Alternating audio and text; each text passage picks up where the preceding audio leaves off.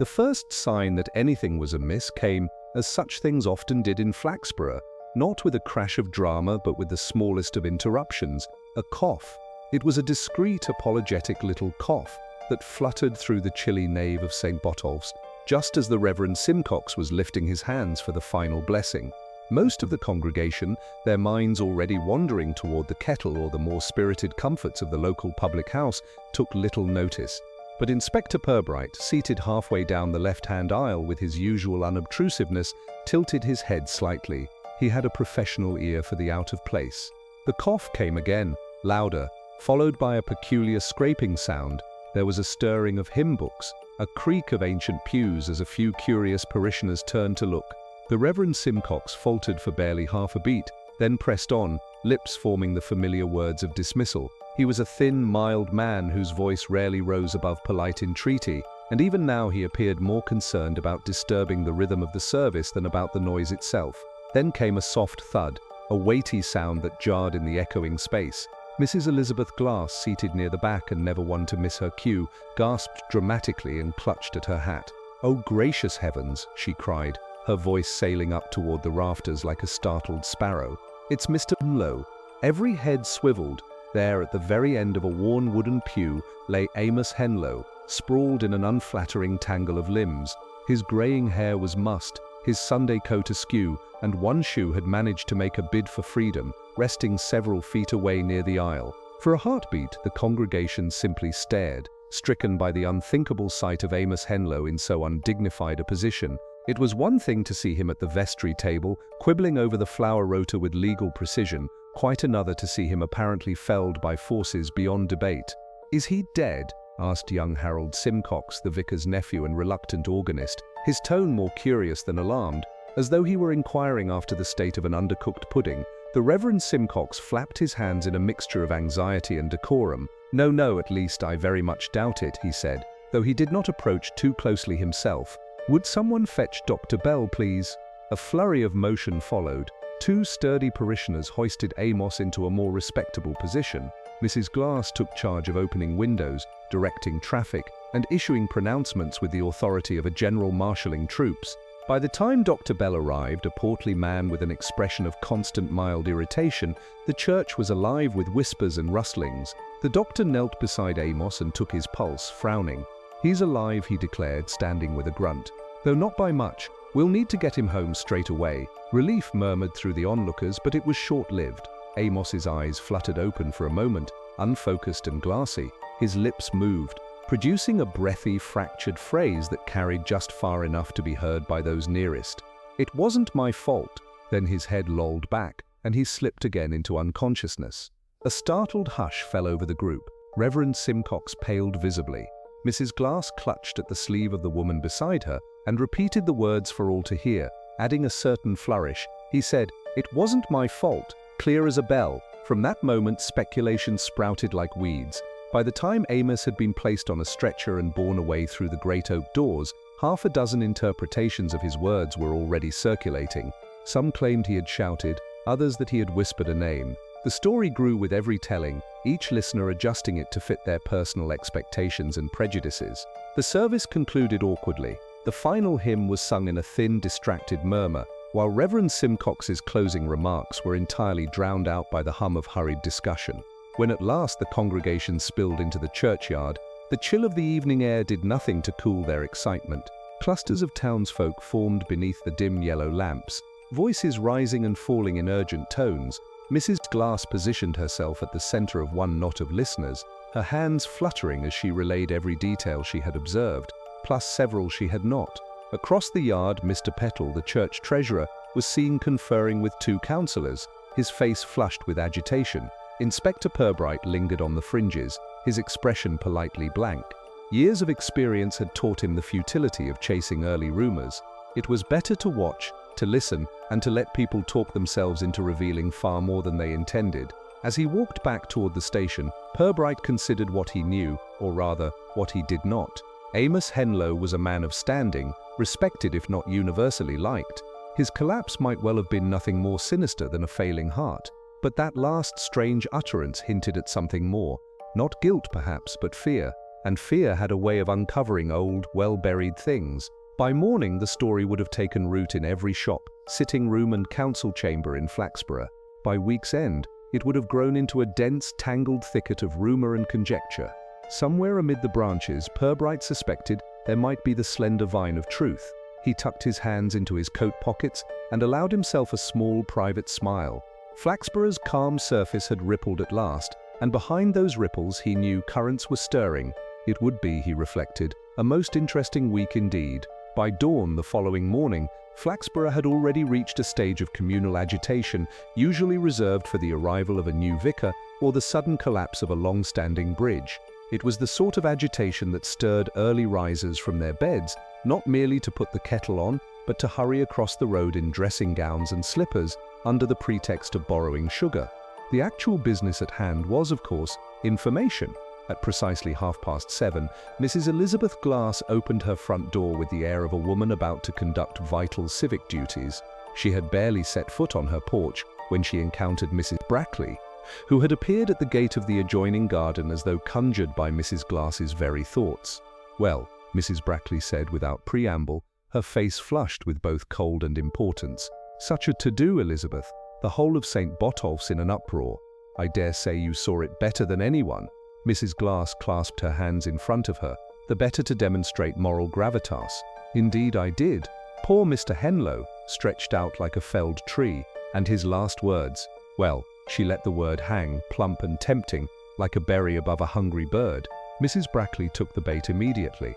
"Last words? You don't mean surely he didn't actually confess to anything?" "Confess?" Mrs. Glass tilted her head, conveying both modesty and superiority. "I should hardly call it that," he said quite distinctly. "It wasn't my fault." She lowered her voice. "Of course the meaning is plain enough. Guilt always forces itself out, one way or another." "Goodness," Mrs. Brackley breathed, her imagination racing ahead. "And do you think it has anything to do with those council funds going missing last year?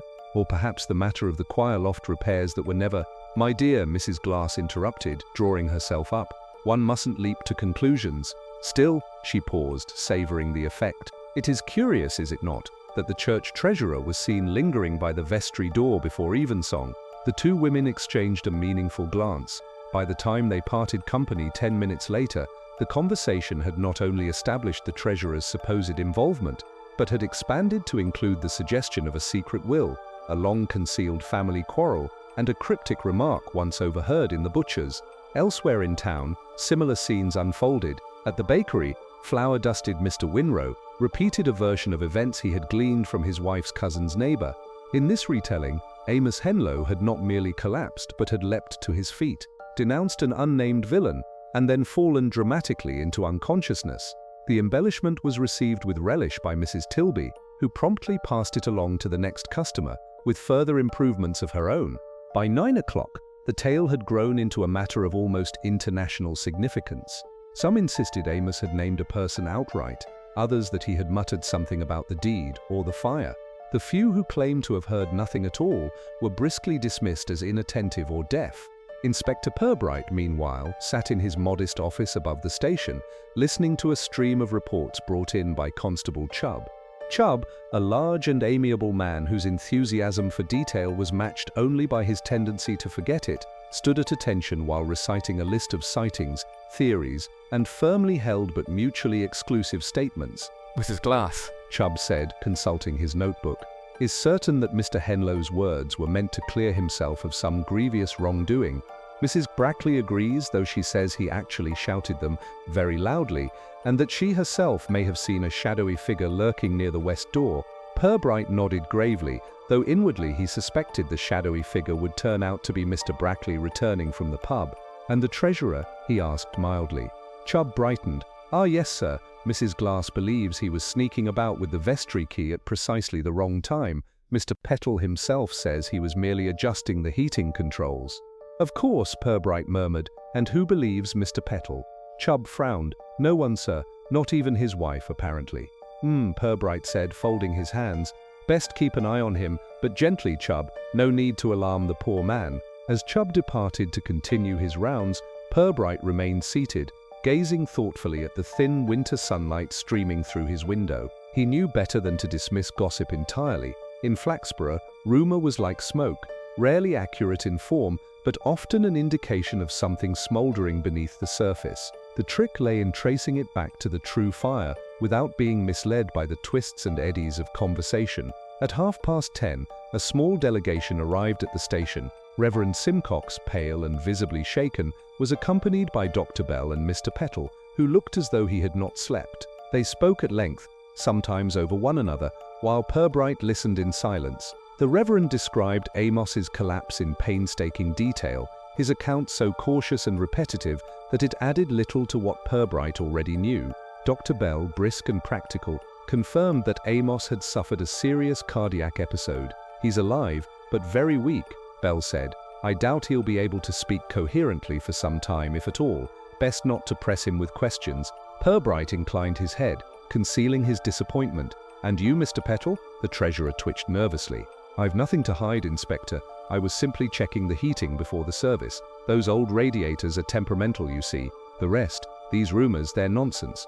Pirbright offered a polite, non-committal smile. "Naturally, rumors do tend to flourish in a vacuum, Mr. Petal. I appreciate your clarity." When they had gone, the inspector allowed himself a brief sigh. Already he could feel the shape of the case forming, though faintly like the first outlines of a sketch. Somewhere in the jumble of voices lay a truth Amos Henlow had tried, too late, to speak aloud. As church bells tolled noon across Flaxborough, the town's gossip had reached a crescendo. By tea-time, Pirbright suspected it would harden into certainty, misguided perhaps, but fixed firmly enough to mislead half the borough council. He rose, adjusted his scarf, and prepared to step once more into the flow of conversation. Words, after all, were his evidence. And today, they were flying faster than the winter wind. The afternoon brought with it a brittle sunlight that glinted off the damp cobblestones of Market Square, casting pale reflections in the windows of shops already decorated with modest winter displays. Flaxborough appeared much as it always did, sedate, respectable, unhurried, but beneath that outward calm ran an unmistakable current of speculation and unease. Inspector Pirbright, with his hat pulled low and his coat buttoned against the chill, moved through this landscape like a benign ghost. He stopped occasionally to exchange polite greetings, giving no hint that he was, in his own way, conducting a survey of the town's pulse. At the greengrocer's, Mrs. Glass was in full theatrical flow, relating to a rapt audience the precise details of Amos Henlow's collapse. In this latest version, Amos had apparently attempted to rise to his feet before falling dramatically backwards with arms outstretched, having first fixed the Reverend Simcox with a look full of dark significance. Pirbright listened for a moment, nodding as though mildly impressed, then continued on his way.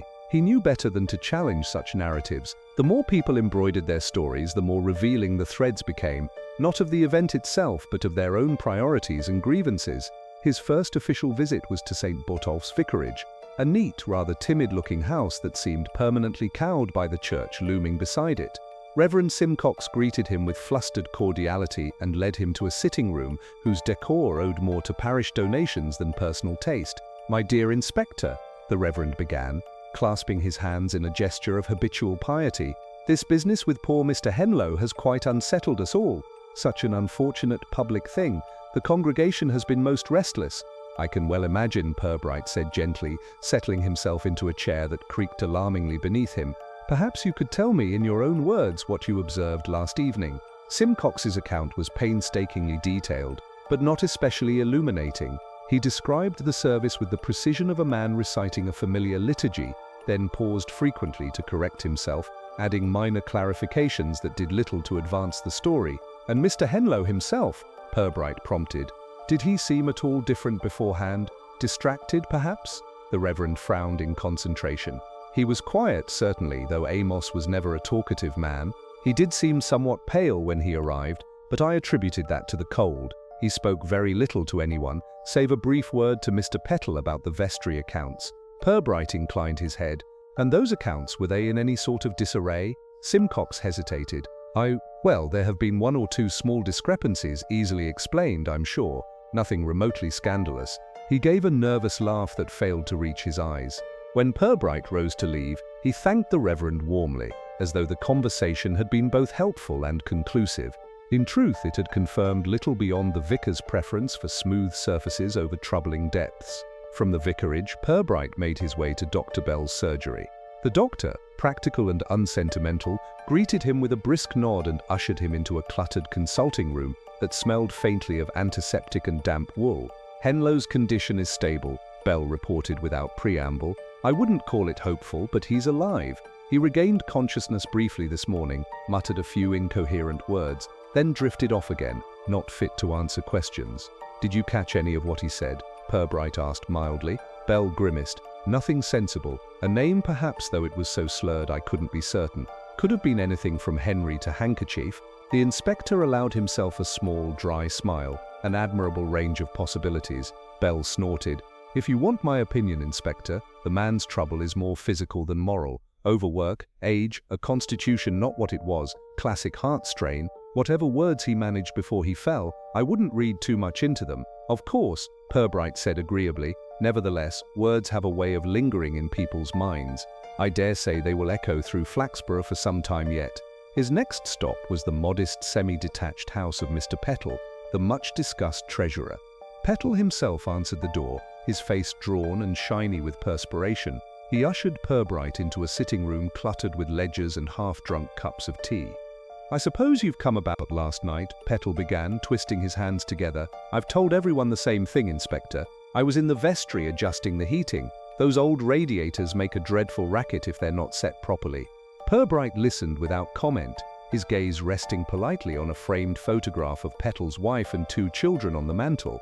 "Some folk," Pettle continued, his voice rising, "have chosen to see mischief where there is none. They say I was meddling with the accounts or hiding papers. Utter nonsense. The books are in perfect order. Anyone may inspect them." Pirbright nodded slowly. "And did anyone, in fact, inspect them last night?" Pettle blinked. "Why, no, not that I saw." "Ah," Pirbright said softly, as though this were the most natural of conclusions. "And you were alone in the vestry the entire time?" "Yes," Pettle said firmly, though his eyes flickered toward the window as he spoke. "Entirely alone." When Pirbright took his leave, he did so with the same mild expression he had worn throughout. He offered no hint that Pettle's protestations had seemed perhaps a shade too polished, his denials too eager. As dusk settled over the town, Pirbright returned to the station and sat for a long while in silence, his notebook open but unused. The day's conversations swirled in his mind. Simcox's careful omissions, Bell's pragmatism, Pettle's nervous certainty. Each man had revealed more in what he chose not to say than in his actual words. Through the open window drifted the distant sound of church bells. Pirbright closed his notebook and reached for his coat. Tomorrow there would be more voices to hear, more stories to sift. For now he allowed himself the smallest of smiles. The truth, he knew, rarely arrived fully dressed. It came instead as a whisper, half-heard and easily overlooked, until someone, somewhere, listened closely enough to catch it. The following morning dawned with a grey, grudging light, the kind that seemed to promise neither progress nor improvement. Flaxborough awoke slowly, as though reluctant to face a world already complicated by rumour. By 8 o'clock, however, the machinery of small-town life was in full and clattering motion. Kettles boiled, bicycles rattled over cobblestones, and the first newspapers were laid out in neat, hopeful rows at Mr. Hargrave's newsagents, where most buyers came not for national events but for the comfort of seeing their neighbours' names in print. Inspector Pirbright arrived at the station just as Constable Chubb was engaged in the delicate process of arranging his breakfast on a plate that looked rather too small for its burden. Chubb hastily rose, scattering crumbs across the desk, and saluted with the solemnity of a man certain his dignity could be reassembled by sheer force of will. "Morning report, sir," he said, slightly muffled by a mouthful of toast. "The Council's Emergency Committee met early today. Much excitement." Pirbright removed his coat with deliberate care. "And what, pray, did they manage to decide before breakfast?" Chubb's face brightened with the eagerness of a messenger bearing news of dramatic consequence. "They've concluded it was all to do with money, sir. The vestry accounts. Word is Mr. Pettle's been, well, dabbling." "Dabbling?" Pirbright repeated mildly. "Creative bookkeeping, so to speak," Chubb elaborated, lowering his voice. "The Reverend Simcox mentioned irregularities, and Councillor Fosdyke seized on it. He says that poor Mr. Henlow probably discovered the problem and confronted Pettle just before the service. That'd explain Mr. Henlow's last words, wouldn't it? It wasn't my fault," meaning he was trying to clear his conscience about not stopping it sooner. Pirbright allowed his brows to rise a fraction. "Indeed, a most efficient theory." "Yes, sir." Chubb shuffled his feet. And since Mr. Petal was seen alone in the vestry before evensong, it all fits together rather neatly. Neatly, Pirbright echoed, his tone so bland that Chubb failed to notice the trace of irony beneath it. By mid-morning, the theory had expanded beyond the confines of the council chamber. At the tea rooms, Mrs. Glass recounted the narrative with all the satisfaction of a playwright whose plot had been both adopted and applauded by her audience. By the time it reached the butcher's shop, Petal had not only stolen church funds, but had apparently hidden them beneath the choir loft, in a biscuit tin cunningly disguised as part of the heating system. For his part, Mr. Petal seemed entirely undone by the storm gathering around him. When Pirbright called at his house later that morning, the treasurer's face was pale, his hands trembling as he tried to usher the inspector into a sitting room cluttered with unopened correspondence. "I've heard what they're saying," Petal began, his voice high and strained, utter lies, every word of it.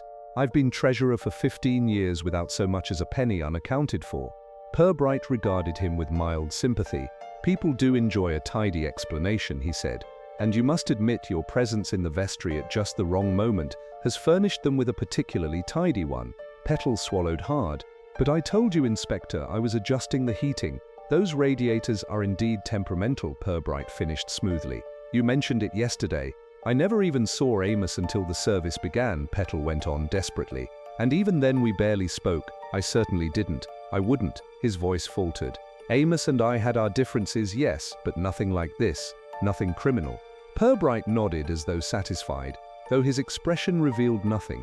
He asked a few more quiet questions about timings, who had access to the vestry, and whether any papers had been moved recently. Petal's answers were earnest but sometimes contradictory, his confusion growing with every attempt to explain himself. When Pirbright finally left, the treasurer's wife appeared from the kitchen, her apron crumpled in nervous fists. "He's telling the truth, Inspector," she said fiercely. "You must see that." Pirbright gave her a small, courteous bow. "I see a man very anxious to be understood, Mrs. Petal. That is quite different from seeing guilt or innocence." At the station later, Chubb was already drafting a preliminary report naming Petal as the likely culprit. Councillor Fosdyke, meanwhile, had been observed striding about town, speaking darkly of financial misdeeds and hinting that his personal oversight might have prevented such a scandal. The inspector read the report in silence, then laid it aside. "Constable," he said, "do keep Mr. Petal under observation, but refrain from alarming him unnecessarily, and please resist the temptation to declare this case solved before it has even properly begun." Chubb looked puzzled. "But sir, it all seems so clear." "Clarity," Pirbright replied, reaching for his hat, "is often a sign that someone has taken a broom to the facts. I prefer a little dust." He left the station and walked slowly toward St. Botolph's. The church loomed against the winter sky, its stonework streaked by decades of rain and soot. Inside, the air was cool and faintly scented with candle wax. Pirbright moved unhurriedly from pew to pew, his eyes taking in small details. A hymn book left open to an unusual page, a scuff mark on the vestry door, a trace of mud leading to a side entrance. He stood for a moment at the back pew where Amos Henlow had collapsed, the faint indentations of his fall still visible on the worn wood. The inspector's face revealed nothing, but his gaze lingered, thoughtful and precise. Outside, a bell tolled the hour. Somewhere in town, a fresh round of gossip was undoubtedly being born. Pirbright listened to the fading chime and smiled faintly to himself. Neat explanations, he reflected, were useful things, but only to those who preferred comfort to truth. The next morning, Inspector Pirbright returned to St. Botolph's with the quiet certainty of a man who expected to find something, even if he could not yet say what. A fine, cold drizzle hung over the town, softening the edges of its familiar landmarks. The market square was subdued, the usual chatter muted by the damp air.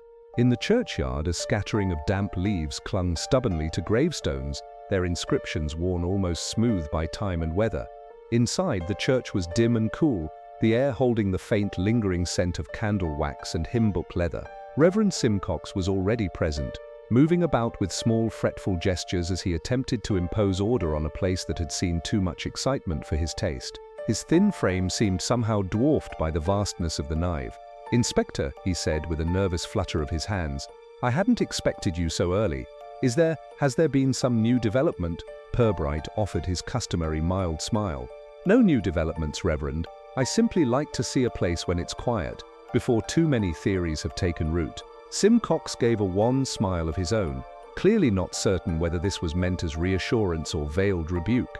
Indeed, well, I shall be in my study if you require me. There's some correspondence I must attend to. Left alone, Pirbright began a slow circuit of the church. He moved with deliberate care, his gaze lingering on small details others might have overlooked. A hymnal left open on a pew, a set of footprints fading into the flagstones near the side door, the faint mark of a scuff on the vestry's polished threshold. The vestry itself was tidy, almost suspiciously so. The ledgers were stacked neatly on a table, their covers unmarked by anything more dramatic than dust. Pirbright's eye drifted to a small wooden box set on a shelf near the door. Its lid stood slightly ajar, and within lay a jumble of old worn keys attached to faded paper tags. Most were clearly of no current use, their brass dulled and green with age. One key, however, caught his attention. It was newer, its surface still bright, the paper tag clean and legible. South vestry door, the tag read in neat looping script. That in itself was unremarkable. What gave Pirbright pause was that he had seen this very key yesterday, in the pocket of Mr. Petal's overcoat, where it had been carefully displayed during their conversation. Petal had even mentioned its importance, explaining with almost theatrical emphasis how he kept it always on his person to ensure the church remained secure. Pirbright picked up the key and turned it in his hand, feeling its weight. It was dry, free of any trace of damp, which meant it had been placed here before the drizzle began this morning. If Petal had indeed carried it last night, why would it now be sitting so innocently among the others? The inspector replaced the key precisely as he had found it and stood very still, letting the thought settle. Someone had moved it, but why? To frame Petal? To protect him? Or simply to obscure the truth for reasons yet unknown? The sound of the Reverend returning broke his reverie. Simcox looked slightly flushed, as though he had been hurrying. "Is everything quite satisfactory, Inspector?" "Quite," Pirbright replied, his voice genial. "Though I wonder, does anyone besides Mr. Petal have regular access to this key box?" Simcox blinked. "Oh well, technically anyone connected to the parish council might. We don't keep it locked, you see. There's never been cause." "Of course," Pirbright murmured. "Flaxborough is blessedly free of mischief as a rule."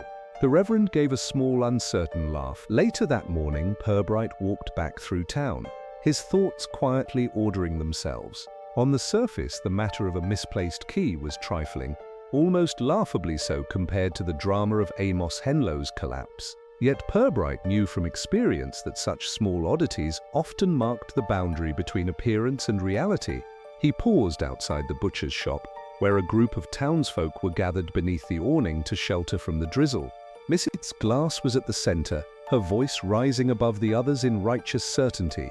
"I saw Mr. Petal myself," she declared, "hovering by that vestry door like a cat at a mouse hole. You mark my words, he was up to something." Her audience murmured approvingly. A man with a basket of turnips added, "And now they say the accounts are in such disorder, the bishop might send an auditor from Lincoln. That'll shake things up." Pirbright moved past them without comment. He had no wish to feed the blaze of speculation further. Instead, he directed his steps toward Dr. Bell's surgery. The doctor greeted him with his usual brusque manner and provided a brief update on Amos Henlow's condition. "No real change," Bell reported. "He drifts in and out of consciousness, mumbles a bit now and then, but nothing coherent. If you're hoping for a dramatic confession, Inspector, I'd advise against holding your breath." Pirbright smiled faintly. "I never do, Doctor. It leads to untidy conclusions." From the surgery, Pirbright walked to the station, where Constable Chubb was at his desk, laboriously drafting a new report that expanded upon the council's theory of Mr. Petal's guilt. "Afternoon, sir," Chubb said, straightening hastily. "I've included all the latest witness statements. Mrs. Glass's account is particularly vivid." "I'm sure it is," Pirbright said dryly. "Tell me, Chubb, have you ever noticed how witnesses tend to recall precisely what fits their preferred outcome?" Chubb blinked, uncertain whether this was a jest. Perhaps, sir." Pirbright moved to the window, gazing out at the mist-shrouded rooftops. "There's an odd thing about keys, Constable. They rarely wander by themselves, and when they appear to do so, it's usually because someone wishes us to notice their absence or their presence." Chubb looked even more puzzled. "Do you mean someone's been tampering with the vestry key, sir?" Pirbright turned, his expression mild. "I mean only that what seems trivial is often the most revealing. Keep Mr. Petal under watch, but discreetly, and make no mention of this to anyone else, particularly Mrs. Glass." As evening settled over Flaxborough, the town's gossip swelled to new heights. Petal's supposed misdeeds were now discussed with such confidence that they had acquired the weight of history. In parlors and pubs alike, his guilt was no longer a question but an accepted fact. Pirbright, however, sat alone at his desk, his eyes resting on a blank sheet of paper. In his mind, the misplaced key glimmered like a small, quiet signpost. It pointed not to the obvious suspect but somewhere beyond, to a truth still hidden beneath layers of polite falsehood. Outside, the church bells tolled the hour. Pirbright listened, then leaned back in his chair, his thoughts circling steadily, patiently, around that single silent key. By the following afternoon, Flaxborough had grown restless in a way that only a small town can, when a drama half scandal, half entertainment has been left without a satisfying conclusion. The drizzle of the previous day had given way to a sharp, dry cold, which kept people huddled indoors and gave them ample opportunity to talk. Parlors, shops and pubs buzzed with rumor like beehives disturbed by an unseen hand. The name of Amos Henlow, normally spoken with the perfunctory respect reserved for a retired solicitor, now carried a certain thrill whenever it was uttered, usually followed by a lowered voice and a meaningful glance. Inspector Pirbright, walking at an unhurried pace along the high street, noted the clusters of townsfolk gathered at doorways and lampposts. As he passed, conversations dipped, then surged again after he had gone by, voices taking on the particular fervor of those certain that their version of events was the correct one. Pirbright gave no sign of noticing, though inwardly he stored away these small performances. In Flaxborough, what people chose to whisper was often less revealing than how they whispered it. At the corner near the post office, he encountered Councillor Fosdyke, who greeted him with the pomp of a man convinced he was indispensable to civic order. Fosdyke's coat was buttoned so tightly it seemed to strain at every seam, and his expression carried the sort of self-importance usually seen only at commemorative unveilings. "Ah, Inspector," Fosdyke boomed, his breath clouding in the frosty air. "I trust you're closing in on the culprit. The council is naturally concerned. We cannot have this unpleasantness dragging on indefinitely." Pirbright inclined his head. "Indeed, Councillor, I gather the consensus has rather firmly settled upon Mr. Petal." "Entirely justified," Fosdyke declared, puffing out his chest. "The man was alone in the vestry, was he not? And now we hear there are irregularities in the accounts. It's all quite clear." "Clear," Pirbright repeated, his tone neutral. "And yet clarity has a way of being premature." Fosdyke frowned, uncertain how to respond. Pirbright offered a polite smile and continued on his way, leaving the councillor to marshal his thoughts and, no doubt, his next audience. Pirbright's next stop was the Bell and Heart, a modest public house where information flowed more freely than beer. The regulars had already gathered despite the early hour, their conversations thick with conjecture.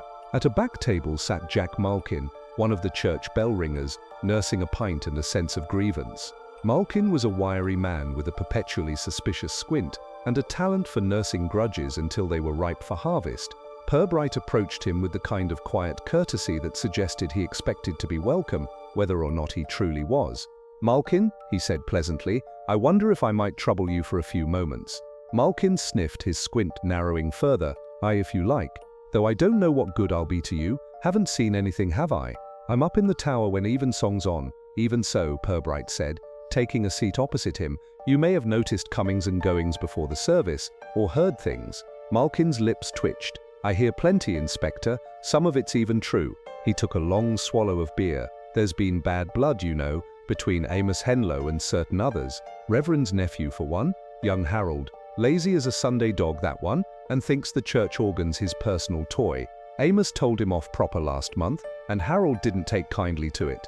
Pirbright nodded thoughtfully. "Indeed, and aside from Harold, well, there's Mrs. Pottle, the florist, not to be confused with Mr. Petal, mind you," Malkin said, warming to his theme. "She was furious about the new arrangement for the flower rota, said Amos was playing favourites, giving plum sundaes to Mrs. Glass. Nearly came to blows, that did." The inspector listened without interruption, storing each detail as carefully as if he were arranging delicate glassware on a shelf. When Malkin's tales began to veer into well-worn grievances about the state of the town council, Pirbright excused himself with a nod and departed, leaving the bell ringer muttering into his pint. Later, he paid a visit to Mrs. Pottle's flower shop. The air inside was thick with the mingled scents of lilies, roses, and faint indignation. Mrs. Pottle herself, A stout woman with an expression that suggested she had been personally wronged by fate greeted him with wary politeness. "Oh, Inspector, I do hope you're not here to ask about Amos Henlow," she said, her hands busy trimming stems with small, precise snips. "I've said my piece to Mrs. Glass, and that's more than enough." "Nevertheless," Pirbright replied gently, "I would value your own account." Mrs. Pottle sniffed, clearly torn between discretion and the desire to be fully appreciated as a wronged party. Amos was Amos, thought himself above the rest of us, especially when it came to the church flowers. "I'll admit I told him what I thought of his meddling. But murder, Inspector, really? No one has suggested murder," Pirbright said mildly. "Not yet," Mrs. Pottle said darkly, "but you wait, they'll say it soon enough." She returned to her flowers with a vigor that suggested each stem was a personal affront. Pirbright thanked her and left, reflecting that Mrs. Pottle's indignation, though genuine, seemed unlikely to have found expression in anything more violent than a particularly spiky arrangement of thistles. Back at the station, Constable Chubb was struggling to make sense of a growing pile of statements. "It's all very tangled, sir," he confessed, rubbing his forehead. "Everyone seems to have some complaint about Mr. Henlow, but none of it amounts to much. Petty squabbles mostly." "Indeed," Pirbright said, settling into his chair. "And yet, petty squabbles have a way of becoming less petty when reputations are involved." He opened his notebook and reviewed his observations. Pettle's nervous denials, Malkin's gossip, Mrs. Pottle's indignation, Harold's laziness and resentment. Each thread was separate, yet somewhere they must converge. As he wrote, his pencil paused over a single phrase. The key was moved. That small, stubborn fact nagged at him, demanding to be fitted into the larger pattern. Someone had taken the trouble to shift it, to create an impression, or perhaps to erase one. Outside, the church bell began its slow tolling for evening service. Pirbright sat back, listening to the measured chimes. The circle of possible suspects had widened considerably today, and with it the complexity of their motives. Somewhere among these polite, quarrelsome people lay the truth, carefully concealed beneath layers of habit and respectability. Pirbright's task, as always, was to peel back those layers one by one until the heart of the matter lay exposed. And perhaps, he reflected, it would all begin with something as small as a key resting where it ought not to be. The following evening brought a brittle cold that sharpened every sound and left a faint glitter of frost along the edges of Flaxborough's rooftops. The town had settled into a tense, anticipatory quiet, like a household waiting for an argument to resume. The earlier gossip had not subsided, rather it had thickened and matured, settling into firmly entrenched camps. Half the town now spoke with grim certainty of Mr. Pettle's guilt, while the other half, those who disliked Mrs. Glass or Councillor Fosdyke more than they distrusted Pettle, insisted darkly that the true culprit had yet to be named. Inspector Pirbright, returning to the station after a day spent coaxing more fragments of information from reluctant lips, sensed this division in the very air. Even the constables spoke with a new sharpness, their ordinary banter replaced by sotto voce debates about heating controls and vestry access. Pirbright offered no opinion. Content to let the tide of speculation wash around him, he knew that the louder people talked, the more likely they were to reveal something they had meant to conceal. At 9:30, just as Pirbright was preparing to leave for the evening, the telephone rang. Constable Chubb answered, his broad face puckering in confusion, then alarm. "Fire, sir," he said, clapping a hand over the receiver. At the church vestry, Pirbright was already reaching for his coat. Within minutes he and Chubb were striding through the cold night air, their breath misting before them. The streets were eerily quiet save for the distant clanging of the fire bell. By the time they reached St. Botolph's, a small crowd had gathered, their faces pale in the wavering light of lanterns. The fire brigade was already at work, two men directing a steady stream of water through the vestry window, which glowed with a dull, angry red. Reverend Simcox hovered near the doorway, wringing his hands with a mixture of terror and indecision. "Inspector, oh, thank heavens. It was only by chance I was passing when I saw the smoke. I had gone to visit a parishioner and was returning this way when I noticed it." His voice trembled as he added, "If I had been 5 minutes later." Pirbright's gaze swept the scene. The flames were largely contained to the vestry itself, and already they were subsiding under the firefighters' efforts. The rest of the church remained dark and undamaged, though a sharp tang of smoke hung in the air. "Any injuries?" Pirbright asked. "No, thank the Lord," the Reverend said, clutching at his cassock as though it might steady him. "The building was empty when it began, or so I assume. I haven't been inside since the service ended earlier this evening." Chubb, meanwhile, was speaking to the nearest firefighter, who confirmed that the blaze had started in a pile of papers near the vestry desk. "Lucky we got here when we did," the man said grimly. "Another 10 minutes and the whole place might have gone up." When at last the fire was extinguished, Pirbright entered the vestry carefully, stepping over blackened debris. The smell of wet ash was overwhelming, mingled with the acrid tang of charred paper. By the light of a single lantern he examined the scene. It was immediately clear that this had been no accident. The burn pattern was too precise, the ignition point too deliberate. A portion of the church ledger lay half-burned on the desk, its remaining pages warped and unreadable. Chubb peered over his shoulder. "Could have been done to cover up missing money, sir," he ventured. "Maybe Petal came back to destroy the evidence." "Perhaps," Pirbright murmured, though his tone lacked conviction. He picked up a fragment of the ledger, turning it carefully between gloved fingers. The singed edge bore faint traces of ink, just enough to suggest that whatever had been written here was now irretrievably lost. He set the fragment down and moved to the keybox on the nearby shelf. It was still ajar as it had been on his earlier visit. The keys lay in a familiar jumble, save for the one labeled South Vestry Door. It was gone. Pirbright's expression did not change, but a small inward click of understanding registered in his mind. Someone had not only taken the key but had done so after he himself had examined it yesterday. That suggested knowledge and intent. Outside, the crowd was growing more restive. Mrs. Glass had appeared, swaddled in a shawl and surrounded by eager listeners. Her voice carried through the night air like a clarinet cutting through an orchestra. "Well, I never," she was saying, "if this doesn't prove beyond doubt that Mr. Petal's been up to no good. First, poor Mr. Henlow's collapse, and now this. A fire. Why, I wouldn't be surprised if the man meant to burn the entire church to the ground." Chubb muttered something unflattering under his breath, but Pirbright merely stepped past them all, his manner calm and unreadable. He approached Reverend Simcox, who was speaking with Councillor Fosdyke in urgent whispers. The councillor turned at Pirbright's approach, his face flushed with self-importance. "Inspector, you must act decisively. The man's guilt is plain. He was seen loitering about earlier this evening, and now, well, you've only to look at the destruction inside." Pirbright's voice was soft, almost soothing. "Mr. Petal was seen by whom exactly?" Fosdyke blinked. "Why, by Mrs. Brackley, I believe, or perhaps it was her daughter. In any case, they were quite certain it was him." Pirbright said. "Certainty is a useful thing, Councillor, though I sometimes find it preferable to speak first with the person who is certain." He turned away before Fosdyke could reply, and began questioning members of the crowd, one by one. Most had seen nothing beyond smoke and firelight, though each supplied their account with confident embellishments. By the time he reached Mrs. Brackley, her story had already been shaped by the expectations of those around her. "It was dark," she admitted reluctantly, "but I did see a man leaving by the side path not long before the fire started. Could have been Mr. Petal, or someone else of similar build." "A valuable clarification," Pirbright said gravely, leaving her looking faintly bewildered. When at last he returned to the station with Chubb, the inspector sat in thoughtful silence for a long time. The fire had accomplished two things. It had destroyed records that might have revealed a motive, and it had shifted suspicion firmly back onto Petal, just as the town was beginning to waver. Yet to Pirbright, the very neatness of that result was troubling. Fires were dramatic, but this one seemed almost too well timed, too precise in its damage. As he hung up his coat, Chubb ventured a question. "Do you think Petal set it, sir?" Pirbright paused, then smiled faintly. "Constable, I think we should be very careful not to confuse what the town believes with what actually occurred. They are rarely the same thing." He turned out the lamp, leaving the office in darkness save for the glow of embers in the grate. Outside, the church bell tolled midnight, the sound solemn and unbroken.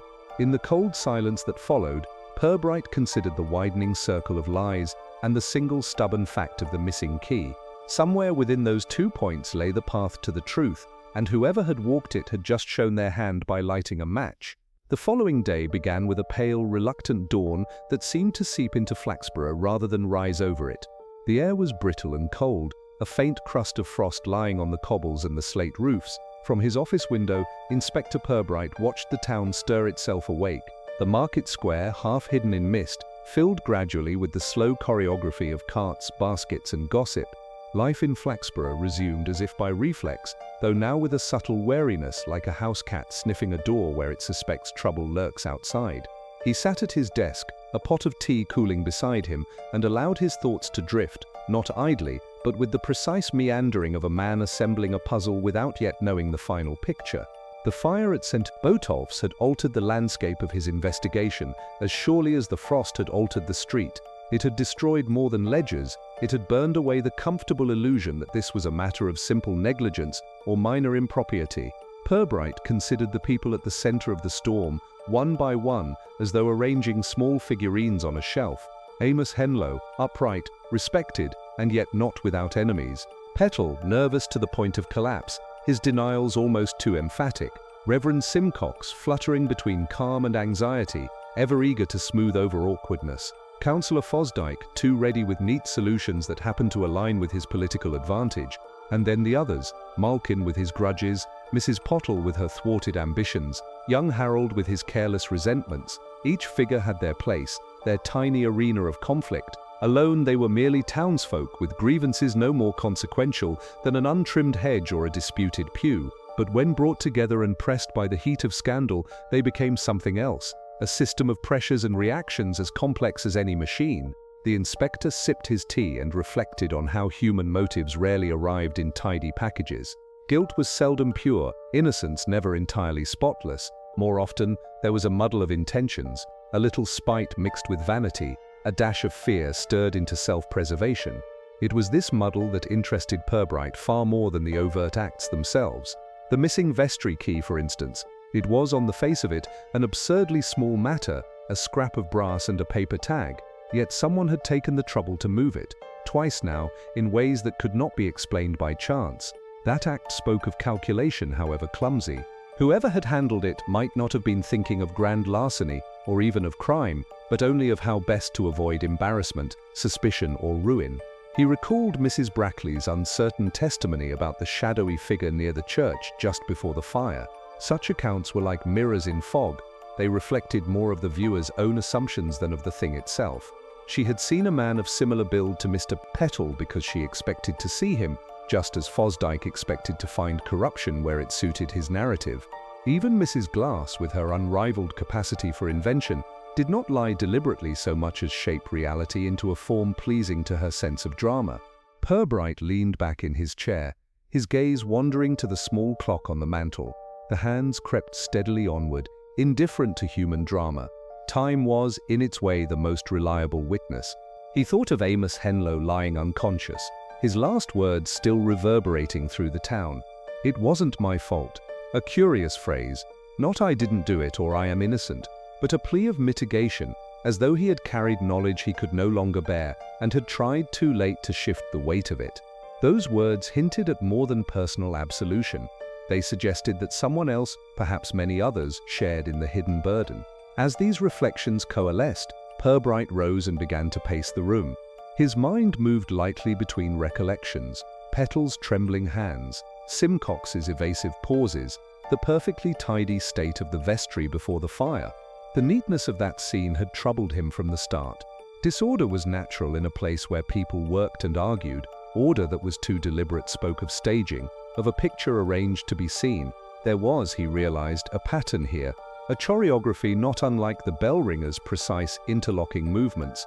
Each person had acted in accordance with their own small need, yet the combined result was something larger and more dangerous than any one of them might have foreseen.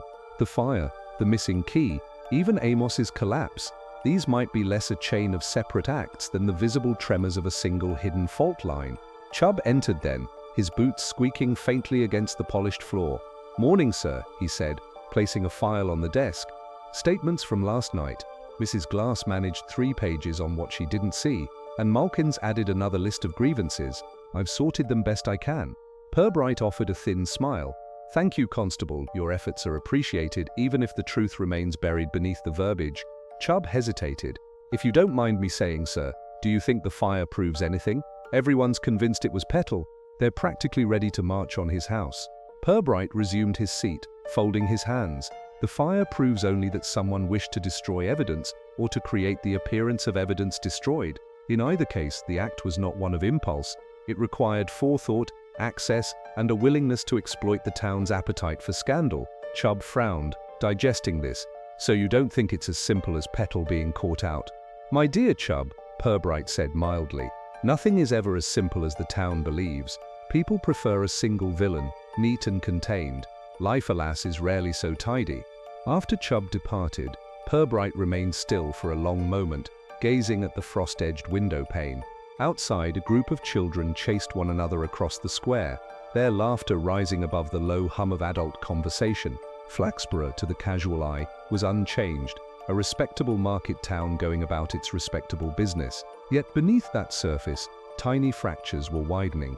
Each whisper, each evasive glance, each polite denial was another thread in a web too delicate to see all at once. Pirbright knew that soon he would have to test that web, to pluck one strand and watch which others trembled in response. It would be, as always, a matter of timing and tone, a single, carefully chosen remark delivered in precisely the right setting. For now, though, he allowed himself the luxury of stillness. The case, like the town, was not ready to yield its secrets, but it would, eventually. They always did, in their own human, fallible way, and when that moment came, Pirbright intended to be listening. Inspector Pirbright was not a man given to theatrical gestures. He preferred his revelations to unfold like a polite conversation rather than a stage play, his traps laid so gently that the unsuspecting walked into them with all the confidence of guests entering a drawing room. This particular evening, as he stood in the vicarage parlor, his manner was as mild as ever, yet behind that calm lay a precise and deliberate design. Reverend Simcox had agreed, somewhat nervously, to host what he imagined to be a conciliatory gathering.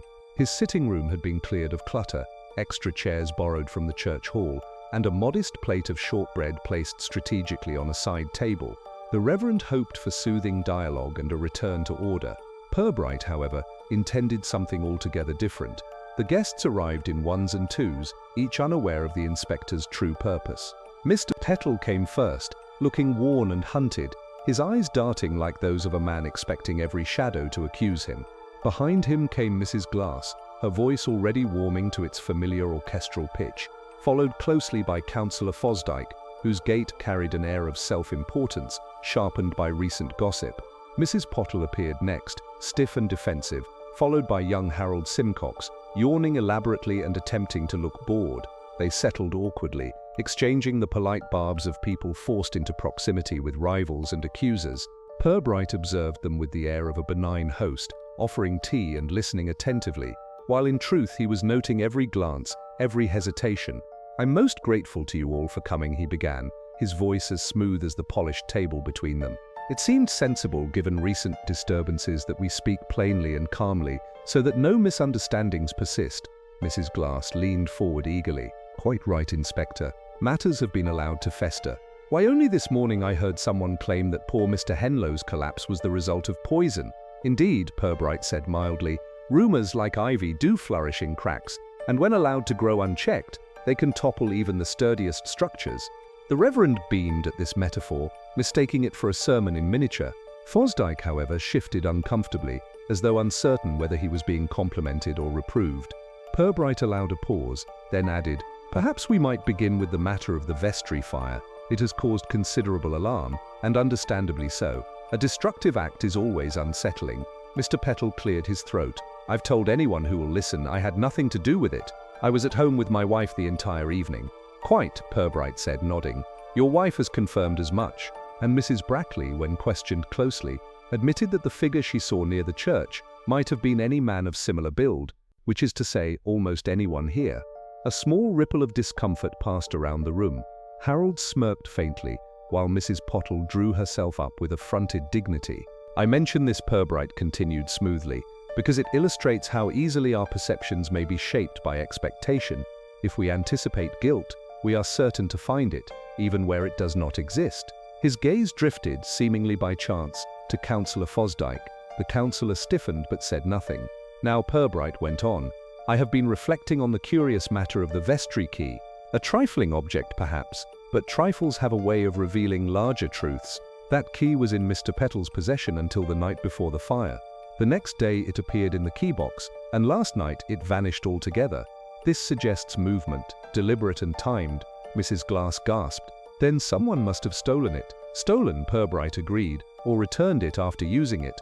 Either way, we must ask ourselves, why move it at all unless to create an impression?" The silence that followed was thick with unspoken suspicions. Pirbright let it stretch, studying each face in turn. Harold avoided his gaze, Suddenly fascinated by the pattern of the rug, Mrs. Pottle fussed with her gloves. Fosdyke's expression remained fixed, but a bead of sweat glimmered at his temple. Gently, almost idly, Pirbright said, Amos Henlow's final words were, "It wasn't my fault," not the statement of a man defending himself, but of one acknowledging another's responsibility. He knew something he could not bear, something that weighed on him so heavily it forced itself out at the very last moment. Fosdyke gave a short, forced laugh. "Really, Inspector, you make it sound like a novel. Surely Henlow was merely confused." "Perhaps," Pirbright allowed, his tone placid. "Yet there is a curious coincidence. On the afternoon before evensong, Henlow visited the council offices, did he not? He spoke with you, Councillor Fosdyke, about certain discrepancies in the church accounts." Fosdyke flushed deeply. "Routine matters, nothing more." "Routine matters," Pirbright repeated softly. "And yet, later that same day, Henlow collapsed after speaking those enigmatic words. The following night, the vestry records were burned, and a key went missing. Too many routine matters, I fear, make for a very irregular pattern." Mrs. Glass leaned forward, positively quivering. "Are you implying—" "Implying nothing," Pirbright interrupted gently, "merely observing." He turned slightly toward Harold, whose fidgeting had grown more frantic. "Young Mr. Simcox, you were in the church shortly before the fire, were you not?" Harold started, nearly overturning his teacup. "It was cold, and I'd left it there after practice." "Ah, yes," Pirbright said with a courteous nod. "A reasonable explanation, though curiously, no scarf was found when the firefighters entered the vestry." Harold's mouth opened and closed like that of a stranded fish. At that precise moment the trap was sprung, not with accusation but with silence. Pirbright let the weight of his words settle, while every eye turned to Harold. The young man's cheeks burned crimson. "I didn't light it," he burst out suddenly. I saw someone else leave and I panicked. I thought if people knew I'd been there they'd blame me, so I said nothing." "Who did you see?" Pirbright asked softly. Harold swallowed hard. I don't know, it was dark, but they moved quickly, like they knew exactly where they were going." The Reverend clutched at his nephew's arm, half in relief, half in horror. Fosdyke shifted in his chair, his lips pressed thin. Pirbright rose slowly, his face serene. "Then we have narrowed the field," he said. "Not solved it, perhaps, but clarified it." As the room dissolved into overlapping exclamations, Pirbright moved to the window. Outside, the winter night was clear and cold, the stars sharp as pinpricks. Behind him, the players in his careful game were too busy speaking to realize how much they had already revealed. The inspector allowed himself a small, private smile. A gentle trap, he reflected, worked best when its closing was barely felt, until escape was no longer possible. The vicarage parlor was quieter now, though not calm. After Harold's burst of confession the previous evening, the group had dispersed in a muddle of conflicting relief and suspicion, like a storm breaking into ragged, lingering showers. Inspector Pirbright had allowed them to go with courteous nods and no further questions, knowing that retreat could be more revealing than confrontation. Now, in the pale light of late morning, he had gathered them again, though this time there were fewer voices, fewer distractions. Only those most directly entangled were present. Miss Petal, his wife, seated stiffly beside him. Reverend Simcox, visibly trembling though doing his best to appear steady. Harold, subdued and pale. Councillor Fosdyke, carefully composed but with an undercurrent of unease. And Mrs. Glass, who had insisted on attending in the name of community interest and was being tolerated for her unwitting usefulness. Pirbright himself stood near the hearth, his hands loosely clasped behind his back. His expression was mild, almost detached, yet his gaze moved from face to face with the precision of a surgeon selecting instruments. The fire crackled softly, the only sound for several moments. "My thanks to you all for coming once more," Pirbright began, his voice low and even. "Last night's gathering was, I think, helpful in clarifying certain matters, but clarification is not the same as resolution. Today I hope to provide the latter." Mrs. Glass leaned forward eagerly. "Oh, Inspector, you do mean to name the culprit at last?" Pirbright inclined his head. "In a manner of speaking, yes, though perhaps culprit is too blunt a word. As I have said before, human actions are rarely simple. They are, more often than not, a tangle of intentions and consequences." He moved to the small table near the window, where a few objects lay. A half-burned page from the vestry ledger, retrieved carefully from the ashes, the familiar key with its neat paper tag, and a single folded note. With a delicate gesture, he touched the key.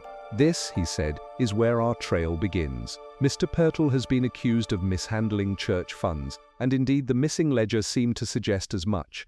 But the truth is rather different. Mr. Petal's only misstep was in trusting others to keep proper order.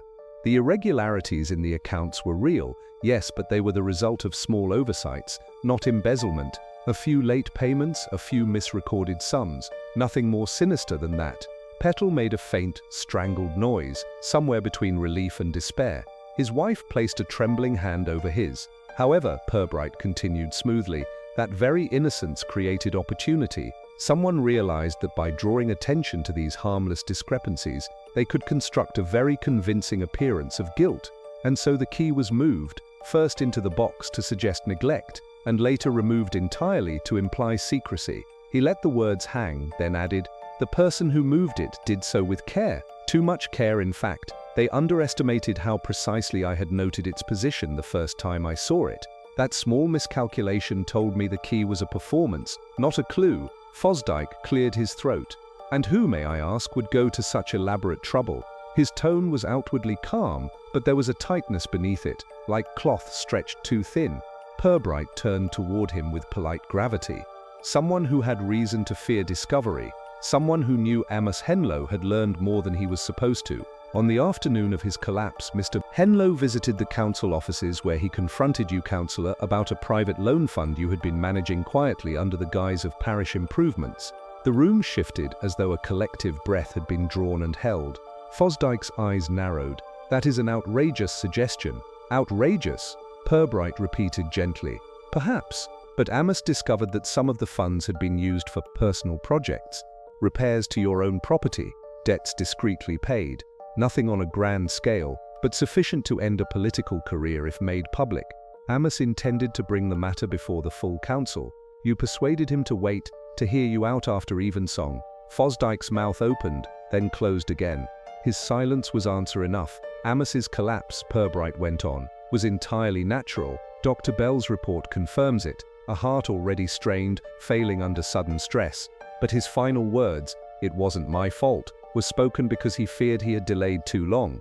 He blamed himself for letting you persuade him to remain silent. His conscience failed him even as his body did." Pirbright's gaze swept the room. "That might have been the end of it, but you, Councillor, saw an opportunity. By that evening you realized that suspicion could be diverted onto Mr. Petal. You had access to the vestry, through your role on the parish council. You moved the key, and when the gossip began to swell, you allowed it to grow unhindered." Mrs. Glass gasped, clutching at her pearls, as though the entire scene were a play staged for her benefit. "But the fire," Reverend Simcox whispered. "Surely." "Yes," Pirbright said softly. "The fire was the final act.